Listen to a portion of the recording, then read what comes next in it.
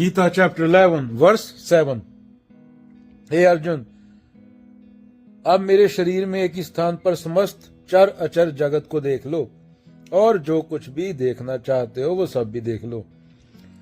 क्या बोल रहे हैं कृष्ण? अब वह समय आ गया कि मैं तुझे अपना विश्व रूप दिखाऊंगा। तो विश्व रूप से मतलब क्या है? क्या बोल रहे हैं कृष्ण? असल में अर्जुन, जो तू बाहर ढूंढ रहा है, पेड़, नदियां, दुश्मन, दोस्त, वह सब एक ही जगह देख। सब मेरे भीतर है, तेरे भी भीतर है। वो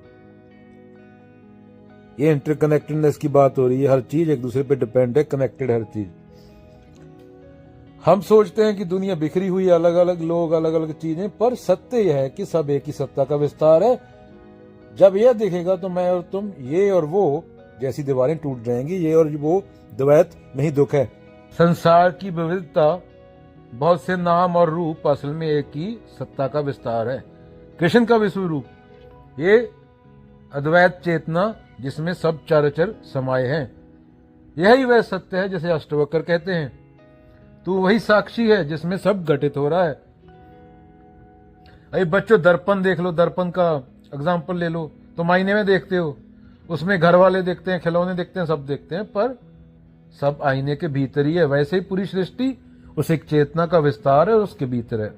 मोबाइल स्क्रीन, एक छोटी सी स्क्रीन में गेम, फिल्म, गाना, किताब सब दिखता है। वैसे ही कृष्ण के विराट रूप में वो चेतना सत्य बोला गया है, जिसे उसमें पूरी सृष्टि समाई है। अभी सोच लो कि धरती और इंसान अलग है तो ग्लोबल वार्मिंग है, पर सच है धरती, जंगल, जानवर और इंसान सब जुड़े हुए हैं तो ग्लोबल वार्मिंग नहीं है। तो हम सबको, पूरी प्रकृति को अपने खुद की तरह ट्रीट करेंगे, जैसे खुद को ट्रीट करते हैं, अपना मान के। उसका शोषण नहीं करेंगे, बलात्कार नहीं करेंगे।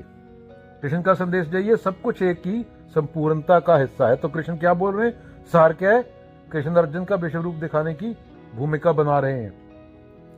अब अर्जुन को समझना है कि संसार की हर चीज, जीव निर्जीव, एक ही विराट सत्ता में समाई है।